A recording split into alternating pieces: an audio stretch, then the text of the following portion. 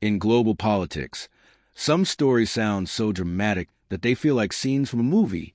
But when these stories involve presidents, private military contractors, and secret deals, the truth becomes far more complex.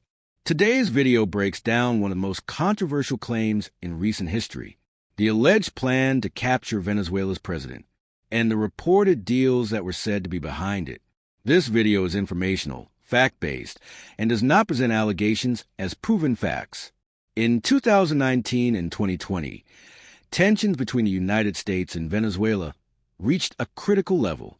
The U.S. government officially recognized opposition leader Juan Guaido as Venezuela's interim president, while President Nicolas Maduro remained in power inside the country.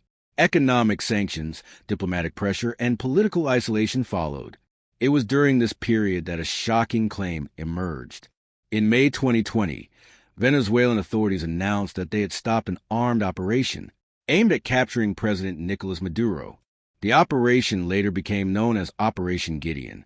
According to Venezuelan officials, the plan involved infiltrating the country by sea, seizing strategic locations, and ultimately detaining or removing the sitting president. What made this story global news was a revelation that 2 former U.S. Special Forces soldiers were captured during the operation. This immediately raised questions around the world. Was this a U.S.-backed mission? Was it a covert kidnapping operation? Or was it something else entirely? Shortly after, documents surfaced that added another layer to the story. A contract allegedly signed between Venezuelan opposition representatives and a U.S.-based private security company outlined a plan to capture, detain, or remove senior Venezuelan leadership. The reported value of this deal was said to be in the hundreds of millions of dollars, with payments linked to future control of Venezuelan assets.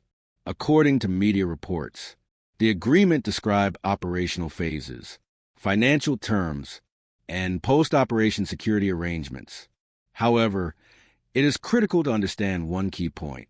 This contract was not signed or approved by the U.S. government. The U.S. administration at the time publicly denied any involvement. Officials stated clearly that the operation was not authorized, it was not funded, and it was not directed by the U.S. government. They described the event as a failed private venture, not a state-sponsored mission. The private security firm involved later claimed that parts of the agreement were never finalized and that the operation lacked proper resources, planning, and support. Analysts believe this lack of coordination was one of the main reasons the mission collapsed quickly. From Venezuela's perspective, the incident was presented as proof of foreign-backed aggression. From the U.S. perspective, it was described as an embarrassing and reckless act by private individuals acting outside government control. This difference in narratives highlights how global power struggles often play out through competing stories. So, was there an attempt to kidnap a president? According to Venezuelan authorities, yes.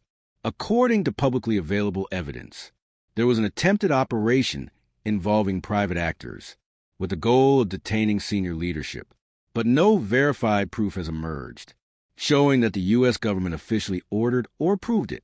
This case shows how modern conflicts are no longer limited to armies and governments.